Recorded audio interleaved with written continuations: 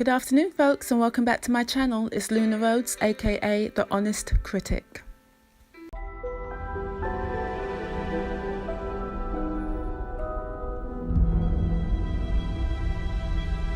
I'm scared, Professor Dumbledore. Everyone is scared of something. Ridiculous! So, I finally had a chance to watch Fantastic Beasts 2, The Crimes of Grindelwald. Question, is the movie any good, and does it do the Harry Potter extended universe any justice? Here's my take. The movie is very dark, and in contrast to Harry Potter, you don't get the light-hearted comedy or final scenes of hope and togetherness. This movie is very grave, and sadly, I don't think it will draw the younger audience, which I feel is a great loss. The best thing about this movie is Johnny Depp as Grindelwald, albeit from time to time you do get feels of Jack Sparrow from Pirates of the Caribbean. Jude Law does a good job as a younger Dumbledore. However, I feel he was somewhat a bit muted.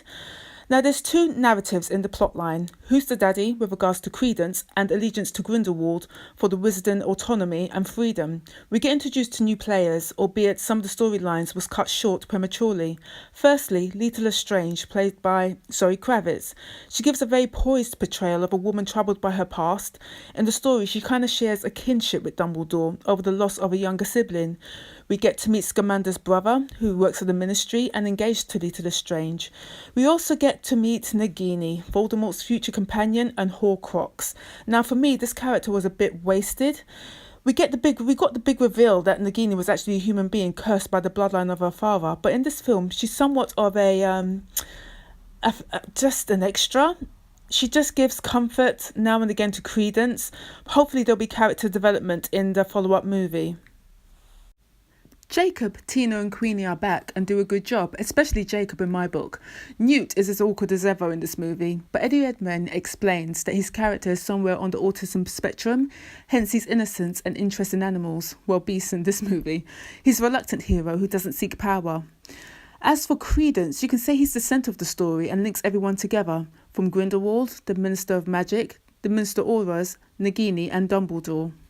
Like our good mate Thanos in Infinity War, Grindelwald feels his modus operandi is for the greater good, unlike that of Voldemort, the ultimate villain. Grindelwald wants to prevent future atrocities by Muggles, i.e. the Second World War, which is depicted in the latter part of the movie, even showing the Hiroshima bombing. He fears that Muggles will eventually turn their weapons against the Wizarding world. Therefore, his view is to rally witches and wizards to become autonomous and rule over Muggles for ultimate freedom.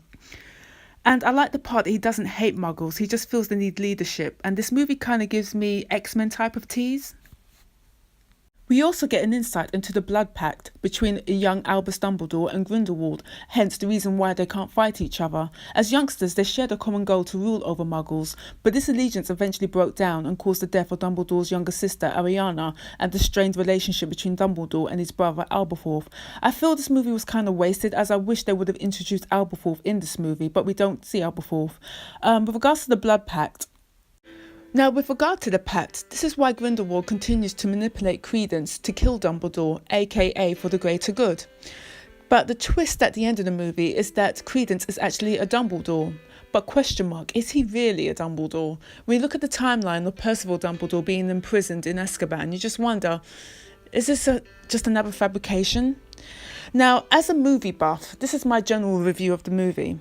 There are great scenes, great special effects, great cinematography led by David Yates, who was responsible for the 4 last Harry Potter movies. However, I feel this movie lacks the beauty and innocence and magic of the Harry Potter series.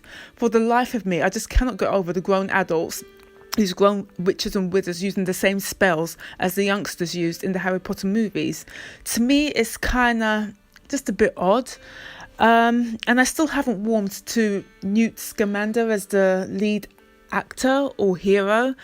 I don't know. It hasn't given me the source that I needed. And to be honest, once Dumbledore is able to destroy the pact, Newt is almost an obsolete character. He can go off on his merry way with his Fantastic Beasts. He's no longer needed.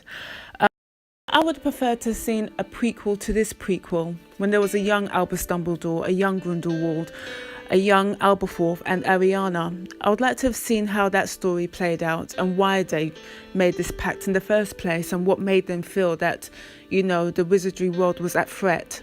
I would have liked to have seen that story play out. but where we are.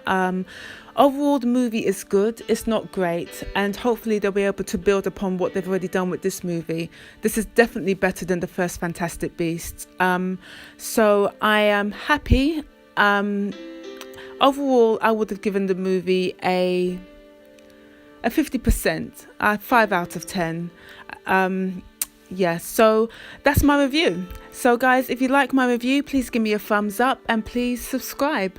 I would like to hear your comments, what you thought of my review and what you think of the movie.